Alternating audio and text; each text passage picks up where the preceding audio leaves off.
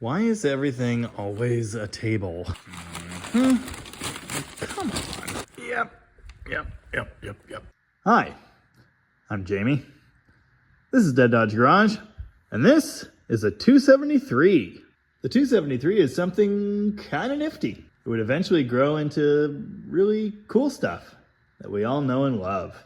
Before we talk about this particular 273, perhaps a history lesson. In the beginning, there were flathead engines. I love flathead engines. They're awesome. There are a lot of things, although powerful, generally not one of them. Then World War II happened. That sucked. Toward the end of World War II, Chrysler had a great idea for an airplane engine. It came way too late to be of any use during the war, but there it was. Chrysler had engineered their first Hemi. It's kind of upside down, but that's not the point. After the war, America started to change. There was optimism and positivity everywhere, and, maybe more importantly than that, money. It wasn't long till Chrysler realized those old flathead engines weren't going to hang forever. And they designed this, the Chrysler Firepower. The Firepower, of course, what we know today as the Hemi, the first generation of the Hemi. Compared to the flathead, it was relatively complicated. It had push rods, and it had dual rocker shafts. The Chrysler Hemi came in '51, followed shortly after by the DeSoto, and then the Dodge, with those subsequent models being smaller in cubic inch and physical size. The Hemi engines were excellent. They made good power for their size, and they were quite popular. Unfortunately, they were also expensive to make, which is something Chrysler absolutely hates. So, to band-aid that, they came up with this, the Polyhead, with its single rocker shaft. Although Chrysler called the Hemi the dual rocker shaft engine, it became colloquially known as the Hemi because of that shape in the combustion chamber. Not that it's exactly a hemisphere. However, the important characteristic is this, the opposing valve configuration. In the Polyhead, Chrysler found a slightly cheaper alternative. By canting the valve somewhat, they were able to actuate both of them with a single rocker shaft, saving quite a bit of money. Nice. If you know big block Chevy, this configuration might look kind of familiar to you. Of course, big block Chevys don't use rocker shafts at all. They have individual rocker arms. That's way too easy. The single rocker Polyhead found its way onto the Chrysler engine, the DeSoto engine, and the tiny Dodge engine. These Polys were quite good and economical. They produced decent power, although they were rarely performance engines. Did I mention that Chrysler loved saving money? Well, they did, and as the 1950s drew to a close, they did that in a new and exciting way, by discontinuing all dual rocker shaft Hemis, and the large Chrysler Poly, and the tiny Dodge Poly, leaving only this, the mid-sized DeSoto-based Poly engine. Did I explain that these are called a polysphere because of the weird shape of the chamber? I don't think I did. It's not that important anyway. The Poly engine was a great fit for pickup trucks and for these mid-sized B-body cars. But with the arrival of the A-body, there was a problem. The Poly engine is very wide and ridiculously heavy. Did I mention that this mid-sized Poly engine was known as the A engine? No, I don't think I did. So, when 1964 rolled around and it was time to roll a V8 into the A-body, this is what we got. The 273LA, or Light A. In many respects, the bottom end of the 273 is exactly the same as the 318 Poly engine that was in production at that time. It's very, very similar. They share a lot. They share a crankshaft, harmonic balancer, timing cover, water pump, accessories, oil pan. But thanks to modernized casting techniques, they were able to pull quite a bit of weight out of the engine block. They removed weight from the Poly block, but they didn't really remove size, which is why I find it so annoying when people call the Poly a wide block. The block is not any wider. More importantly, they completely redesigned the top end of the engine. The Polyhead strongly resembles a big brick made out of iron. The valve cover sits right on top, parallel with the bottom of the head, and the exhaust mounting flange is here, perpendicular to the mounting surface of the head, which creates quite the width difference. The exhaust manifold on a Poly is all the way down here, whereas on the LA, it's tucked in up here. Similarly, the valve cover would be like here. You could see how that would make quite a bit of difference trying to squeeze this engine into a little compact car. Now that's not to say you can't squeeze a Poly into an A-body.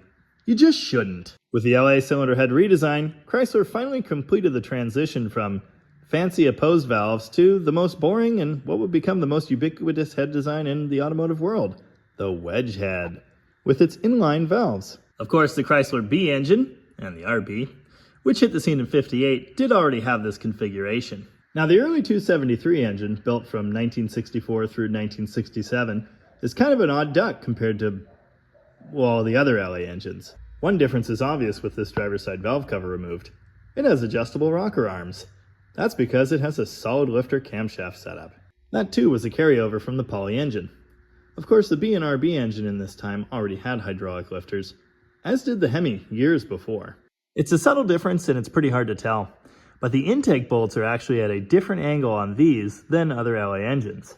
They come in this way, instead of at 90 degrees to the head surface. For that reason, performance intakes for the 273, like this original Edelbrock D4B, are rare and special. The block on this earlier engine is kind of special too. It has interesting reliefs here that later LA engines don't have, and it doesn't even say 273 on the side. If you can't tell already, I'm kind of a nerd for engine history and architecture and that sort of thing, so it's entertaining to me looking at this 80s block with a 70s 318 head. You can still see the impression of that cutout found on the original 273, but of course it's not here on the block. The later 360 head doesn't have it at all. The tiny bore size of the 273 is peculiar, especially because, just a few years later, they would enlarge it to the 318 size that the Poly had. Why do they even bother? Because of the tiny bore size, you're limited on valve size on these engines. You can install big honkin' 360 heads, but you're going to have to notch the bores to clear the valves, and they'll still be pretty shrouded, so performance is going to be limited. So hot rodding a 273 is kind of a silly thing to do. And that's exactly why I want to do that. While many 273s were equipped with your standard cruising model 2-barrel and powered grocery getters and regular commuters, there was a sporty version called the Commando 273 in a Plymouth or a Charger 273 in a Dodge. Of course, the Commando engine had a small 4-barrel Carter carburetor, and it also had these fancy valve covers, which I happen to have. If you can't tell, I kind of like vintage valve covers. I'd like to fill this whole wall with them eventually. Inside the Commando, the same forged crank they all had, and the same rods, but special domed pistons yielding a 10.5-to-1 compression ratio, a more aggressive camshaft, and the crown jewel on top, a chrome air cleaner. The chrome crankcase breather found on the driver's side valve cover was a special piece too. It was reserved for one of the highest performance of Chrysler engines in this time, the 426 Hemi, and of course the little 273. Personally, I love the 273. We've known this engine for years as Little Magic. They do cool stuff. Heck, you can get great fuel economy and do burnouts, and that's a great combination. Personally, I'm captivated by that small cubic inch size. I mean, anybody can build a 360 to do cool stuff. Seriously, anybody. But making the little 273 thing just seems exciting, you know? Challenging. And I happen to know that 283 Chevys, very similar displacement, can do pretty cool stuff. I also happen to know that this engine, as it is, already has a bunch of the components I would need to make some horsepower. How many horsepower, you ask? Well, in a Motor Trend test, they achieved 233. Not a screamer. Alright, maybe the 273 isn't a great candidate for making ridiculous horsepower. I should probably stick with like 360s with pistons like this and cam specs like this. And ideally, a little bit of that to taste. So what am I going to do with this thing then? Well, I have a brilliant idea. You see, I recently became the proud owner of a 1967 two-door sedan Plymouth Valiant. Nicknamed the Llama Barn Valiant, it's a car you've seen on the channel.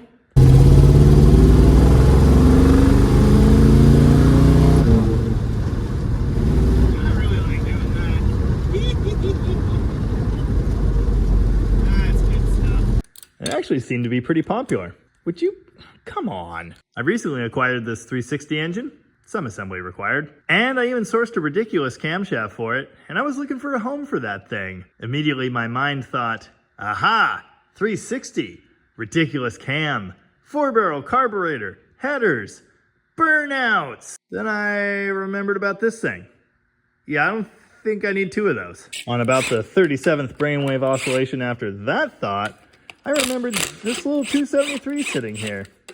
Then I cast my mind back to my brother's 273 4-speed Duster that got 25 miles a gallon and drove everywhere. Barely even started and there's already been a blood sacrifice. And since the way I acquired the Llama Barn Valiant was by trading my abandoned daily driver Barracuda project, well, I need something I can drive, you know. What's this intake gasket made out of silicone? If you listen to my A-body history video, then you'll recall me saying that the Valiant lost all of its cool body styles and sporting pretensions for 1967. But that's not quite true.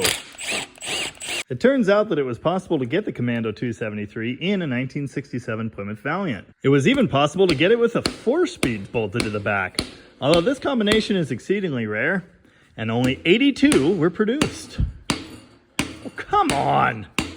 How much silicone? Oh, I wish I'd filmed that noise. It was very satisfying.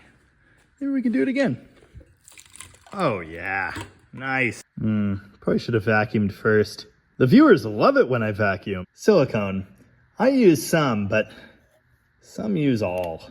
So I have a 67 Valiant that's already set up for a 4-speed. I have a 4-speed. I have a 273. I already have some of the Commando parts. Maybe I could find the rest of them. Or at least a shiny chrome air cleaner. That would be great. So this kind of seems like a great idea.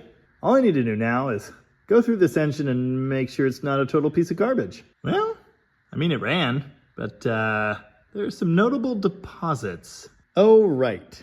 Someone beat me to it over here. Amateur hour. This little 273 is part of the parts stash I got from my friend Mitchell.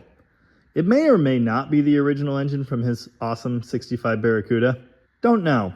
Either way, it's never going back in. If I remember correctly, his brother had removed this engine in favor of a different 360, and it's been sitting around for years.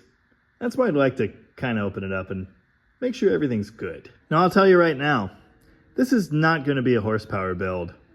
I'm just going to clean it up, probably hone it, make sure the bearings are good, and slam it in that Valiant. That's not to say I won't do anything. I have a couple ideas for modifying the cylinder heads, for example. But this isn't a crazy power build. This thing's got to get fuel mileage. In that Valiant, with the same transmission configuration I'll have, and the same rear gear, my brother's hand calculated over 25 miles a gallon. So if I can't beat that with this engine, I might have to roll it off a cliff. I don't know. I'm definitely going to paint it Chrysler Industrial Red. I love painting engines Chrysler Industrial Red. And on the Commando, it's actually correct. Now, I am not giving up on building a screaming 273. So don't worry. There's actually another 273 bottom end hiding in plain sight that I'll probably be grabbing for that project instead. On that build, I don't think I'll be using these factory 273 heads, and I definitely wouldn't be using this D4B. For one thing, I need more carburetors, and I'd hate for this to go to waste, you know? Well, so far so good. I'm going to tear into this thing the rest of the way, well, later. It's 11 o'clock at night, and I'd like to go to bed. But there's my current genius plan. Build this 273, just a little bit. Drop it in that Valiant, have fun, and see what it can do. Now I just have to buy another car to put this one in. What do you think about this? Is the 273 awesome? You don't have to answer that. The answer's yes. Am I off my rocker? Is this a humongous waste of time? Why don't I use any of these perfectly good engines? Yeah, I don't know either. Listen, it seems like a good idea, so let's just go with it. Anyway, thanks for watching. Until next time. There's a Barracuda in here. And a mess. Oh yeah.